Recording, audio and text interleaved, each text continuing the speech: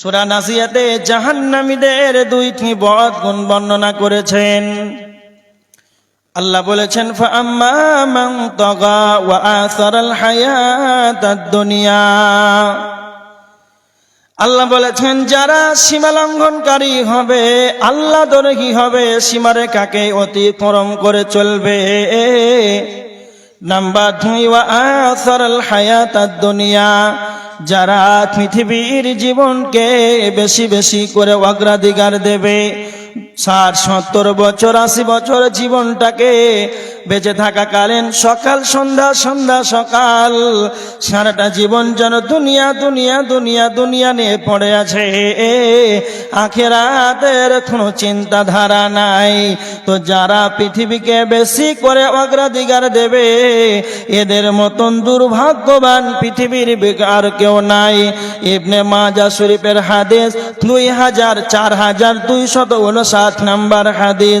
আনসারীদের এক ব্যক্তি বিশ্বনবী কার কাছে এসে আল্লাহর নবীকে প্রশ্ন করেছেন, আল্লাহর নবী আপনি বলেন সব চাইতে বুদ্ধিমান ব্যক্তিকে?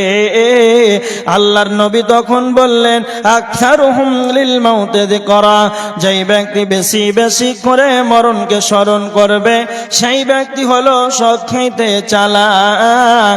নাম্বার 2 বিশ্বনবী বললেন যারা মরার পর মৃত্যুর পর দুনিয়ার বুকে বেঁচে থাকাকালীন মৃত্যুর পরবর্তী জীবনের জন্য আখিরাতের জন্য অগ্রিম আমলগুলোকে রেডি করে নেবে, মৃত্যুর পরবর্তী জীবনের জন্য সেই ব্যক্তি প্রস্তুতি গ্রহণ করবে, সেই ব্যক্তি হলো সবচাইতে চালাক।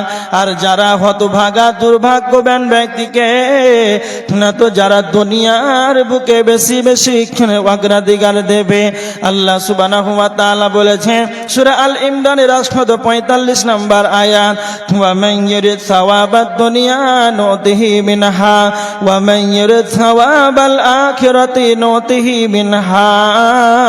আল্লাহ সুবহানাহু ওয়া তাআলা বলেছেন যারা পৃথিবী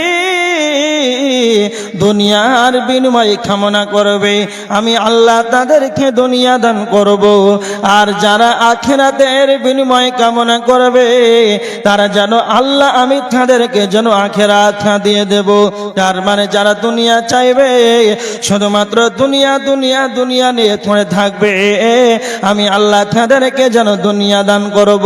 কিন্তু মনে রাখবেন আল্লাহ বলেছেন যারা শুধুমাত্র এই দুনিয়া চাইবে ওয়া মা লাহু ফিল আখিরাতি মিন খালাক, তাদের আখিরাতে কোনো রকম অংশ মিলবে না, তার আখিরাতে তাদের কোনো অংশ মিলবে না।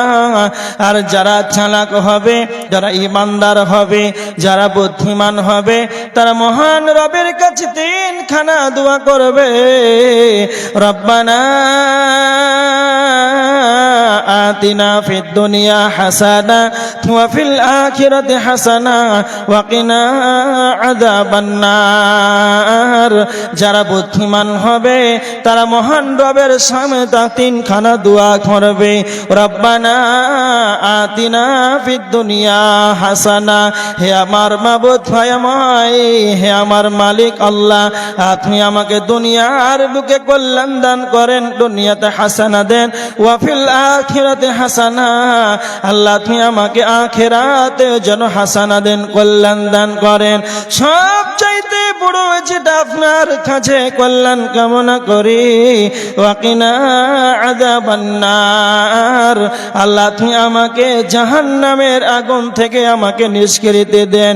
যারা 3 খানা দোয়া করবে আল্লাহ আপনি আমাকে দুনিয়ার বুকে কল্যাণ দান করেন, আখিরাতে কল্যাণ দান করেন, জাহান্নামের আগুন থেকে আপনি আমাকে নিষ্কৃতি দেন।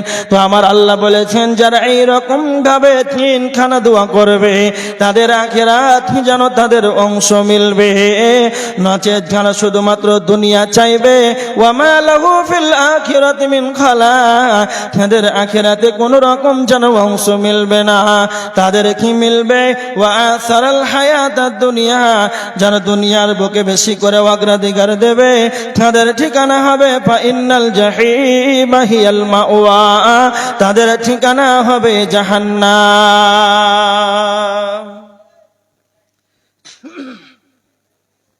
যারা পৃথিবীটাকে দুনিয়াকে বেশি বেশি করে অগ্রাধিকার দিবে, আল্লাহ বলেছেন তাদের আখেরাতে কোনো অংশ নাই, কোনো হিস্সা নাই, সরাসরি তাদের ঠিকানা জাহান্নাম, তাছাড়া কোনো গতি নাই। যারা বুদ্ধিমান হবে, যারা চালাক হবে, তারা কি করবে না, তো দুনিয়াতে এমন ভাবে জীবন যাপন করবে, মরতে তো হবে, এটা আমাদেরকে মাথায় রাখতে হবে। আর মরার পর পরবর্তী জীবনের জন্য আমাদেরকে প্রস্তুতি নিতে হবে, ইবাদতের মাধ্যমে, দানের মাধ্যমে, তসবিহ তাহলিল জিকির আজকার যে কোনো ধরনের আমাদেরকে আমলগুলোকে গুছিয়ে নিতে হবে। দুনিয়াতে এটা হচ্ছে আখেরাতের চাষের জমি, দুনিয়াটা হচ্ছে আখেরাতের চাষের জমি। এখানে আমাদেরকে সব কিছু আমাদেরকে রেডি করে নিতে হবে, যেন আমরা পরকালে যেন সাকসেসফুল, কামিয়াবি, সফলতা আনতে পারি, এটা আমাদেরকে মনে রাখতে হবে। এবার দেখেন, আর মানুষ কেন জাহান্নামে চলে যাবে? একটা হাদিস আপনাদেরকে বলছি, বুখারীর হাদিস 1386 নম্বর হাদিস। সামুরা ইবনে জুনদুব রাদিয়াল্লাহু তাআলা আনহু তিনি বর্ণনা করছেন, আল্লাহ রাসূল সাল্লাল্লাহু আলাইহি ওয়াসাল্লাম ফজরের সালাতের পর আমাদের দিকে মুখ ফিরিয়ে বসলেন। আচ্ছা, ইমাম সাহেব সালাতের পর মুসাল্লির দিকে মুখ ফিরিয়ে বসেন না বসেন না? হ্যাঁ না বলেন? হ্যাঁ, বসে। একজন বলে বসে, সবাই তাকাচ্ছে, মানে নামাজি পড়েন না? না, নামাজি পড়েন না কি করে বুঝবো? ঘুরে বসে কি বসে না? যে বসে। তো আল্লাহ রাসূল সাল্লাল্লাহু আলাইহি ওয়াসাল্লাম সাহাবীদেরকে প্রশ্ন করছেন, সাহাবীরা তোমরা কি কোনো স্বপ্ন দেখেছো? তখন আল্লাহ রাসূল সাল্লাল্লাহু আলাইহি ওয়াসাল্লাম বলছেন, সাহাবীরা বলছেন না। সাহাবীরা আবার প্রশ্ন করছেন বিশ্বনবীকে, আপনি কোন স্বপ্ন দেখেছেন? তখন বলছেন, হ্যাঁ, আজকে একটা রাত্রে স্বপ্ন দেখেছি। সাহাবীরা বলছেন, শুনান কি স্বপ্ন? বুখারীর হাদিস 1386, একবার সুন্দরভাবে শুনেন। তখন আল্লাহর নবী বলতে আরম্ভ করলেন, সাহাবীরা, দুইজন ব্যক্তি আমার কাছে আসলো, আসার পরে যেন আমাকে ওপর দিকে নিয়ে গেল। যেতে যেতে যেতে অনেকটা দূর যেন অগ্রসর হয়ে গেলাম, অনেকটা দূরে চলে গেলাম। দেখতে পেলাম এক ব্যক্তি যেন ঠিক হয়ে শুয়ে আছে, অপরজন যেন তার মাথায় পাথর মেরে মেরে যেন তাকে আঘাত করেছে। জিবরাইল তখন এইভাবে, আল্লাহ রাসূল যখন দেখতে পেলেন জিবরাইলকে, সঙ্গে সঙ্গে বললেন, জিবরাইল তুমি বলো এদেরকে কেন এই ধরনের শাস্তি দেওয়া হচ্ছে? বিশ্বনবী বললেন, তখন জিবরাইল বললেন, আপনি আরো সামনে বলুন, আপনাকে পরে যেন বলা হবে। এইভাবে যেতে যেতে যেতে আবার যেন অনেক দূর অগ্রসর হয়ে গেলেন। বিশ্বনবী বলছেন, সেটাই যেন দেখতে পেলাম এক তন্দুর চুলার মতো, ওপরটা যেন সংকীর্ণতা হয়ে আছে আর ভেতরটা যেন প্রশস্ত রয়েছে। আর সেই তন্দুর আখার মতো, চুলার মতো, তার ভিতরে যেন পুরুষ নারী, পুরুষ নারী, নারী পুরুষ উলঙ্গ ভাবে যেন চিৎকার করেছে। এই অবস্থায় যখন দেখতে পেলাম, সঙ্গে সঙ্গে নবী মুহাম্মদ বললেন, জিবরাইল তুমি বলো কেন এই ধরনের, তাদেরকে কি ধরনের শাস্তি দেওয়া হচ্ছে? তখন জিবরাইল বলতে আরম্ভ করলেন, ইয়া রাসূলুল্লাহ, আল্লাহ নবী আরো আপনি সামনে বাড়ুন, আপনাকে যেন পরে বলা হবে। এইভাবে বিশ্বনবী বলছেন, আমি যেন আরো অগ্রসর হয়ে গেলাম। অনেকটা দূর যখন চলে গেলাম, যেতে যেতে যেতে যেতে যেতে অনেকটা দূর অগ্রসর হলাম, তো দেখতে পেলাম এক ব্যক্তি যেন একটা রক্তের নদী, পচা দুর্গন্ধময় রক্তের নদী, সেই জায়গাতে মনে হচ্ছে যেন টিকা যাচ্ছে না, এতটা পচা দুর্গন্ধময় যুক্ত রক্তের নদী। সেই রক্তের নদীতে মানুষ যেন সাঁতার কাটছে। সাঁতার কাটতে কাটতে যখন সে ফিরে আসার চেষ্টা করে, তখন আবার তাদেরকে যেন পাথর মেরে মেরে আঘাত করা হয়। সঙ্গে সঙ্গে নবী মুহাম্মদ বললেন, জিবরাইল তুমি বলো এদেরকে কেন এই ধরনের শাস্তি দেওয়া হচ্ছে? এবার জিবরাইল আরম্ভ করলেন, বলতে আরম্ভ করলেন, আল্লাহর নবী আপনি যেটা প্রথমে দেখতে পেলেন যেন চিত হয়ে শুয়ে আছে, আর অপরজন যেন তার মাথায় পাথর মেরে মেরে আঘাত করেছে। এর শাস্তির কারণ হলো পৃথিবীর বুকে ব্যক্তি কোরআন শিক্ষা গ্রহণ করেছে, কোরআন শিক্ষা গ্রহণ করার পর কোরআন তেলাওয়াত করে নাই, আর কোরআন দিয়ে তার জীবনটাকে যেন পরিচালনা করে নাই, তার জীবনটাকে কোরআন দিয়ে যেন বাস্তবায়ন করে নাই, কোরআন দিহিমূলক জীবন যাপন করেছে। এই কারণে এদেরকে যেন এই ধরনের শাস্তি দেওয়া হচ্ছে।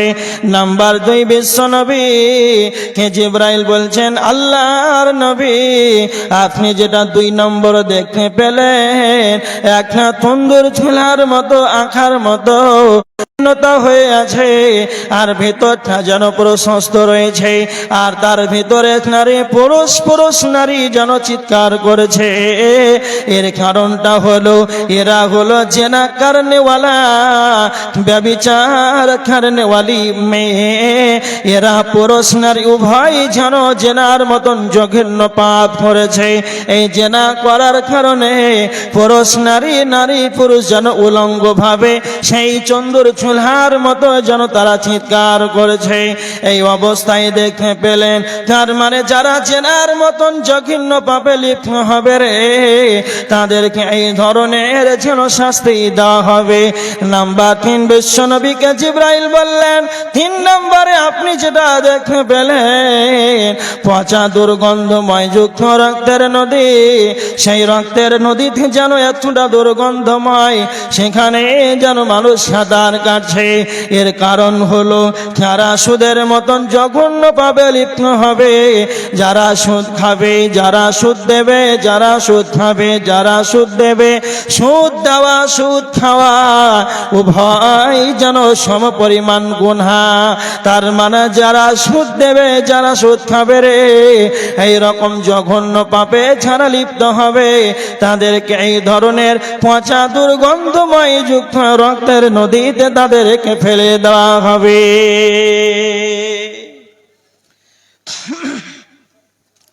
মানুষই জাহান্নামে যাবে, ভালো করে শুনেন, মানুষই জাহান্নামে যাবে। কেন যাবে? জেনা, ব্যভিচার, এই রকম জঘন্য পাপ করার কারণে মানুষ জাহান্নামে চলে যাবে। তারপরে মানুষই জাহান্নামে যাবে সুদ খাওয়ার কারণে। যারা সুদের মতন জঘন্য পাপে জড়িয়ে থাকবে তারা জাহান্নামে চলে যাবে। সুদ এত বড় জঘন্য পাপ, আপনি ভেবেছেন কোনদিন? এই জঘন্য পাপ যারা সুদের ভিতরে জড়িয়ে আছেন, ভালো করে শুনেন, এই সুদ খাওয়ার কারণে জাহান্নামে তাদেরকে রক্তের নদীতে তাদেরকে ফেলা হবে। পচা দুর্গন্ধময় যুক্ত রক্তের নদী, এটা হচ্ছে জাহান্নাম যাওয়ার কারণ, সুদ খাওয়ার কারণ। এবার দেখেন, মানুষই জাহান্নামে যাবে, তবে কেন যাবে? শুধু এই সম্পর্কে আপনাদেরকে আলোচনা করছি।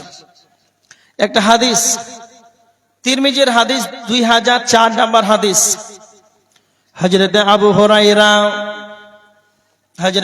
হুরায়রা রাদিয়াল্লাহু তাআলা আনহু তিনি বর্ণনা করেছেন, আল্লাহর নবীকে হযরতে আবু হুরায়রা প্রশ্ন করছেন, আল্লাহর নবী, আন আকসারি মা ইদখিলুন নাসাল জান্নাহ, আল্লাহর নবী আপনি বলেন কি এমন বস্তু রয়েছে সেই বস্তুটা বেশি বেশি মানুষকে জান্নাতে নিয়ে যাবে? কি এমন বস্তু রয়েছে যেটা মানুষকে বেশি বেশি জান্নাতে নিয়ে যাবে? আল্লাহর নবী সাল্লাল্লাহু আলাইহি ওয়াসাল্লাম 2টা কথা বললেন, তাকওয়াল্লাহ ওয়া হুসনুল খুলুক। 1 নাম্বার হলো আল্লাহর ভয়, দুই নাম্বার হলো উত্তম চরিত্র। আল্লাহর নবীকে যখন হযরত আবু হুরায়রা প্রশ্ন করলেন কি এমন বস্তু রয়েছে সেই বস্তুটা বেশি বেশি মানুষকে যেন জান্নাতে নিয়ে যাবে, আল্লাহর নবী সালাতের কথা বললেন না, যাকাতের কথা বললেন না, হজের কথা বললেন না, প্রথমেই যেন আল্লাহর ভয়ের কথা বললেন। কেন? আল্লাহর ভয় এমন একটা বস্তু যেটা আপনার আমার ভিতরে যদি থাকে, আল্লাহর ভয় এটা আমার আপনার ভিতরে যদি থাকে, সারা পৃথিবীর বুকে যে কোণাতে নির্জন জায়গাতে জলহীন প্রান্তে জল সমুদ্রে একা একই থাকেন না কেন, যেই জায়গাতে থাকবেন সেই জায়গাতে যদি আল্লাহর ভয় আপনার ভিতরে থাকে, সারা পৃথিবীর যতগুলো ফাহিশা কাজ আছে, সারা পৃথিবীর যতগুলো নোংরা কাজ আছে, সমস্ত পাপাচার কাজ থেকে আপনি নিজেকে বাঁচাতে পারবেন। কখন? তখন আল্লাহর ভয় আপনার আমার ভিতরে থাকবে, তখন আমি আপনি যেন সারা পৃথিবীর ফাহিশা কাজ থেকে যেন বেঁচে থাকতে পারবো। কেননা আমি যখন পাপে লিপ্ত হব, যদি আল্লাহর ভয় আমার ভিতরে থাকে, যেই জায়গাতে আমি পাপ না করব আল্লাহ যেন স্বয়ং আমাকে দেখছেন, আমি যে পাপটা করব সেই জায়গা যেন আমার সেই সাক্ষী থাকবে, আর আমি যে পাপটা করব ফেরেশতা লিপিবদ্ধ করেছে। এই রকম ভাবে যদি আপনার ভিতরে চিন্তাধারা থাকে, পশ্চিমকালে যেন আপনার দ্বারাতে যেন পাপের মতন জঘন্য কাজ হবে না। এই জন্য বিশ্বনবী নবী মুহাম্মদুর রাসূলুল্লাহ সাল্লাল্লাহু আলাইহি ওয়াসাল্লাম বলেছেন, লা ইয়ালিজুন নার রাজুলুন বাকা মিন খাশিয়াতিল্লাহ। আল্লাহর নবী বলেছেন ওই ব্যক্তি জাহান্নামে যাবে না, সেই ব্যক্তি জাহান্নামের আগুন স্পর্শ করবে না। বাকা মিন খাশিয়াতিল্লাহ, যার ভিতরে আল্লাহর ভয় থাকবে সেই ব্যক্তি যেন জাহান্নামে যাবে না। বিশ্বনবী বলেছেন, হাত্তা ইয়াউদাল লাবানু ফিল দার'i, যেমন করে গাভীর বাট থেকে যেমন দুধ দহন করা হয়, যেমন করে গাভীর বাট থেকে যেমন দুধ দহন করা হয়, অনুরূপ যেমন গাভীর বাট থেকে দুধ বের করার পর আবার ওই দুধ থেকে যেন পুনরায় যেমন ঢুকানো অসম্ভব, বিশ্বনবী বলেছেন যারা আল্লাহর ভয়ে চোখের পানিতে কেঁদে দেবে তারাও যেন জাহান্নামে যাবে, এটাও অসম্ভব। এই চাদর, এই এসো, এখন জালসা শুনবে না তোমাকে দিবে, এসো পরে পরে পরে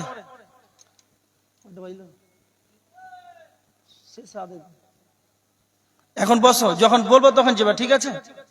এখন ওখানে বসো, চাদরটা নিয়ে বসো তুমি। তার মানে দেখেন মানুষ জাহান্নামে কেন চলে যাবে। তারপরে হযরতে আবু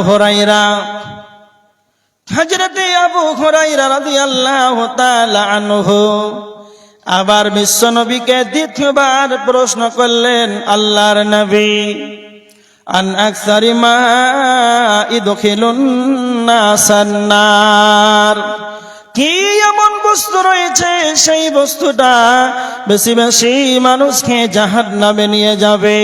আল্লাহর নবী দুইটা কথা বললেন, আল ফাহমু ওয়াল ফার, এক না হলো মুখমণ্ডল, দুই নাম্বার হলো লজ্জাস্থান। মুখমণ্ডল এমন একটা বস্তু, মানুষ মুখের কারণে মানুষ যেন বেশি বেশি যেন জাহান্নামে চলে যাবে, লজ্জাস্থানের কারণে মানুষ যেন জাহান্নামে চলে যাবে।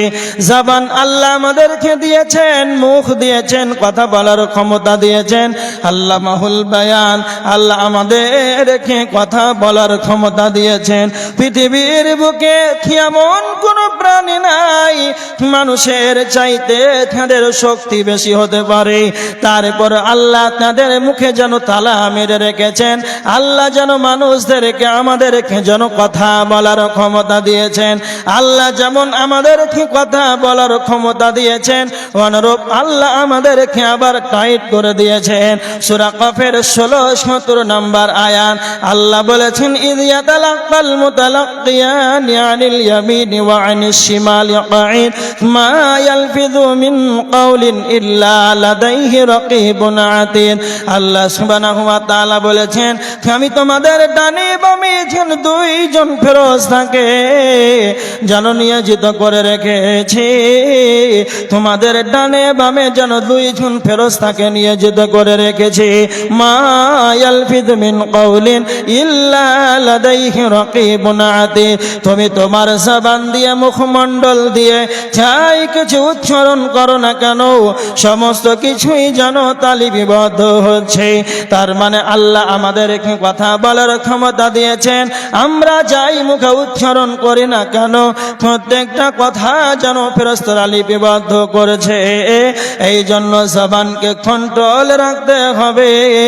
মন যেটা চাইবে সেটা যেন বলা যাবে না প্রয়োজন আছে কথা বলতে হবে অপ্রয়োজনীয় কথা বলা যাবে না বর্তমান সমাজের মানুষ এই জবান দিয়ে কত বড় বড় গুনাহ করে মা বোনেরা ভালো করে শুনেন মহিলারা একে অপরে যেন গীবত ছাড়া বাঁচতে পারে না পরনিন্দা করে পরচর্চা করে আবার পুরুষরা এমন আছে চায়ের দোকানে যারা মানুষের যারা সমালোচনা করে মানুষের গীবত করে এক কাপ চা খাওয়ার জন্য ওই চায়ের দোকানে 2 ঘন্টা ধরে আড্ডা পিটে তার মুখে তালা মারা নাই চায়ের দোকানে গেছে যেন প্রধান বক্তা হয়ে যায় এমন ভাবে লেকচার দেয় কথাবার্তা বলে আর এক কাপ চা খাবার জন্য যেন 2 ঘন্টা ধরে সেই জায়গাতে বসে থাকে তার মুখে তালা মারা নাই মানুষের গীবত করে পরনিন্দা করে পরচর্চা করে মানুষের যেন সমালোচনা করে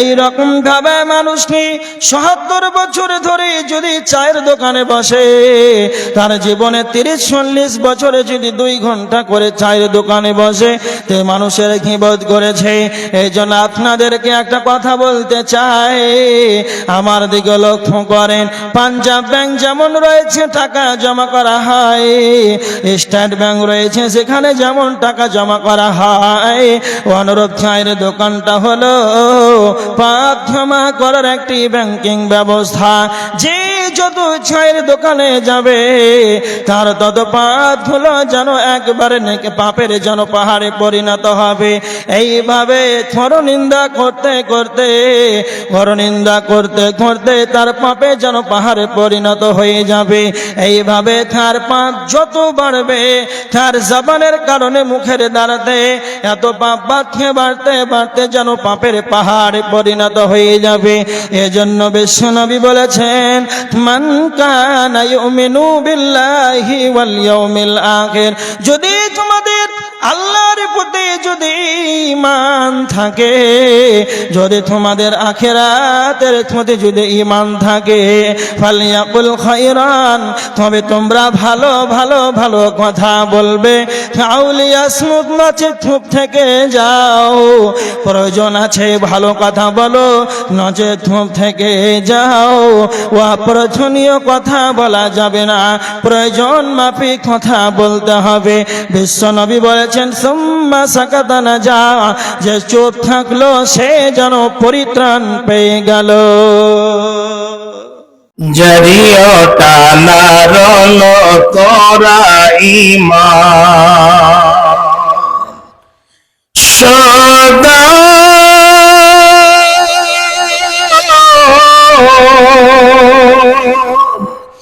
সদার রিশওয়াতি পে কেন গোমান হায়রে মুসলমান কেন তোর মান কেন কারাইছ তো ইতনা কঞ্জোশি ভুখল মারাইছে বগল পড়োশি হরদম তো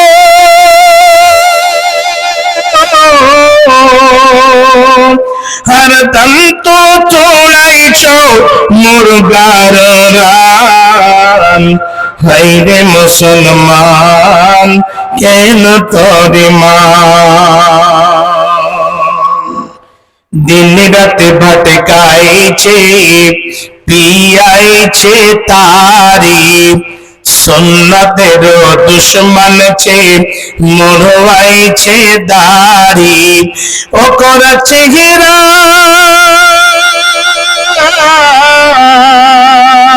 ওকর চেহারা আছে এক ক্রিকেট কা ময়দান হায়রে মুসলমান কেন তোরে মান बापेरो बेटा छे जो सबसे अच्छा स्कूलो भी जाय छे ओकरा हमेशा लिंगना